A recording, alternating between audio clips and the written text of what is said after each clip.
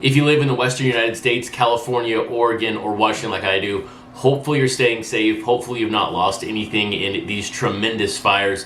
But let's now have a little bit of distraction from that. Let's talk about the end of week number 25 in Project 2020. Thank you for clicking on my video. My name is Chris, otherwise known as @CRT_Sportscards on Twitter and Instagram. And if you want the best website for everything related to Project 2020, it's my website, CRTSportscards.com. But there's a thought in my mind that I'm really trying to get rid of and really trying to decide this is not correct, but it really feels as if Topps is trying to not kill off the project, but at the same time keep its success at a minimum. And at the minimum is where we're at right now with the print runs, 2,000 to 3,000, because that is better for them. But is that better for us, and what does that mean for us? But we'll cover all of that as the show progresses. But let's take a quick look back at the Monday, Tuesday, and Wednesday cards, and then recap the cards that came out on Thursday and Friday. My favorite of the day was the Matt Taylor Nolan Ryan. Take a look at the Jacob Rochester Tony Gwynn. Wow. But when it came to my favorite of the day, I went with that Roberto Clemente by Tyson Beck. The leader in the clubhouse for me for the week is this Jacob Rochester. So headed into Thursday, that Rochester was my favorite card of the day. But then Grotesque released his Cal Ripken Jr. and Andrew Theo released his Mariano Rivera. I will say, there was a fantastic day on Thursday from both artists. The Ripken was great. I really liked the Orioles on the side. That was a transformation of his artwork and sort of the figures he's used in his cards.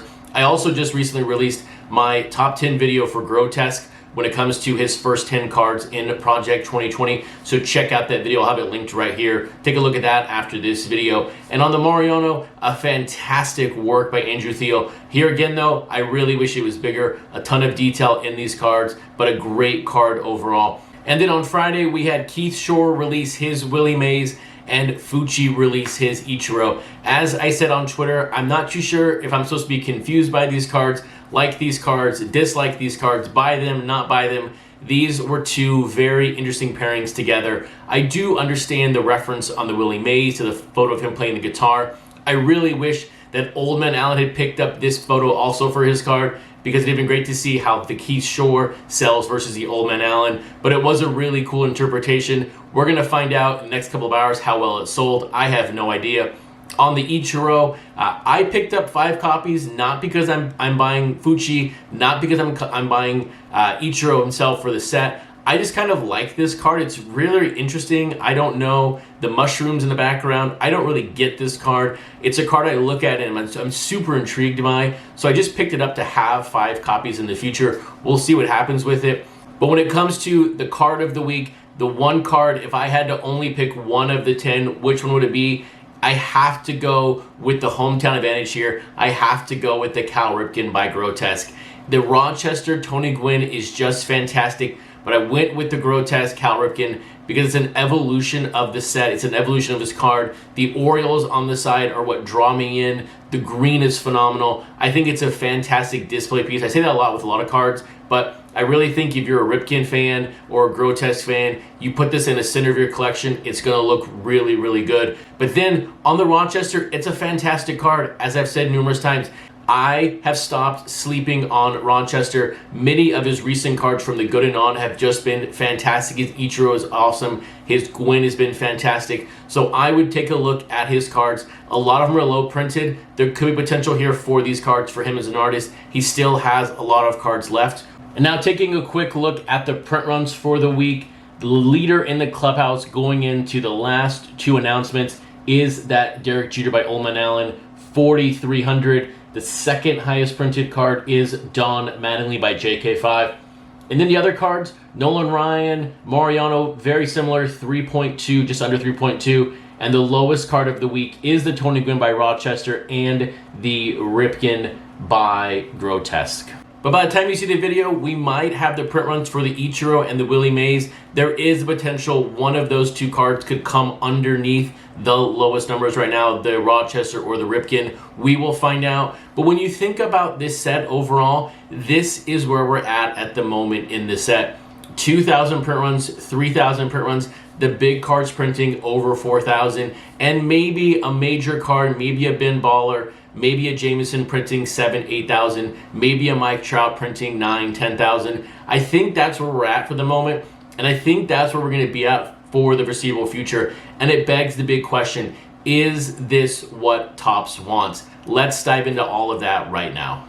First though, let's answer the question of the day, because I think it's really going to kind of walk us through and explain where Topps is at with this set. And it starts with this question from @NorCalDugouts on Twitter. And Mark, thank you for the question. Very simply, it states, what drives AP value? And AP meaning the artist proofs, because there are 20 of each, there's none more rare than the other, and regardless of print run, there are 20 of each.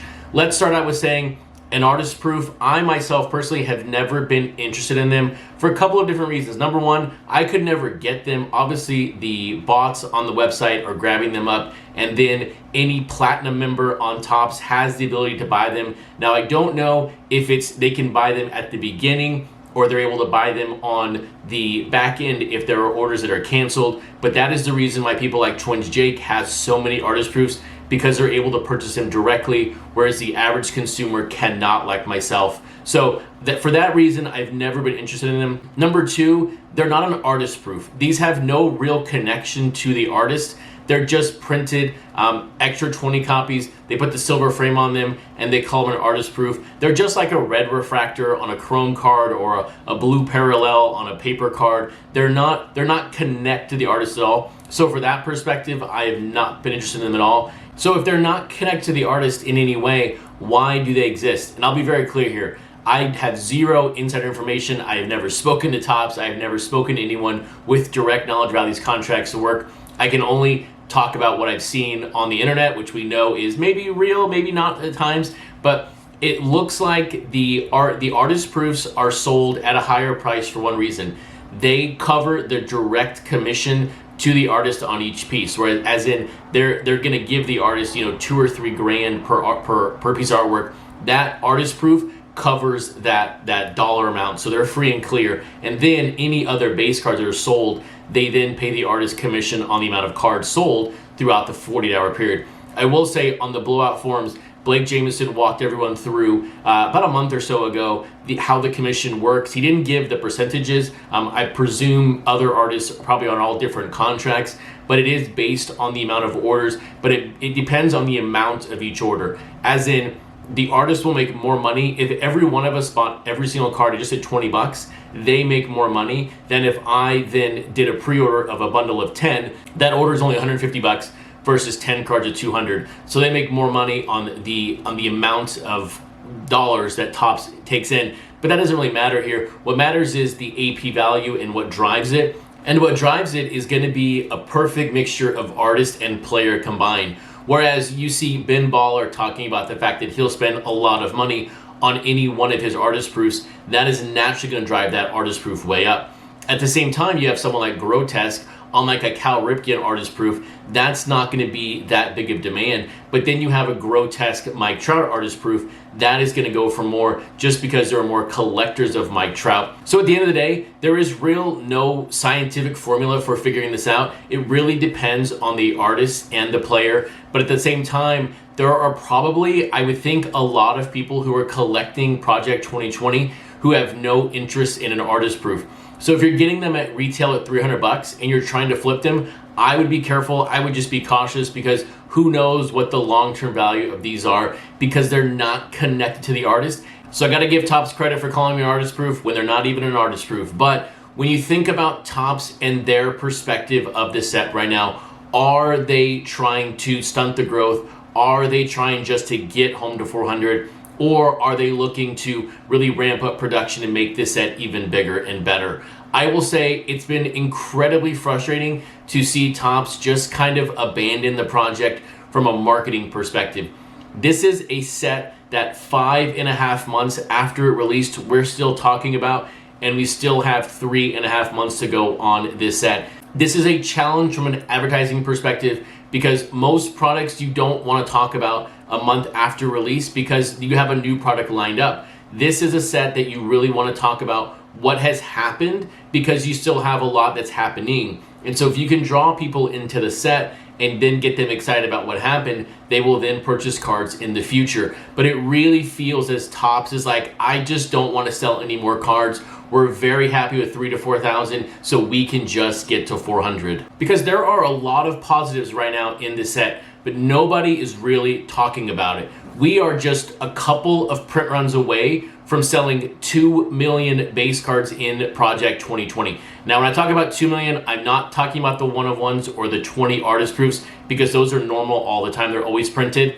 But we are just a couple print runs from 2 million. And why are we not talking about that from a Topps perspective? Why are we not hearing about just how awesome that is that we are now at 2 million cards? You know, why are we not celebrating, and why are we not talking more about the shipping? We have now seen on Twitter someone, I think Paul Lesko mentioned, he had up to card 197 on a shipping notification. That is really, really good progress. But Topps has not been consistent on their commitment to update us every Thursday on shipping. Now, unless I missed the last Thursday update, the last time I saw was the one on September 3rd for, I believe, card 155.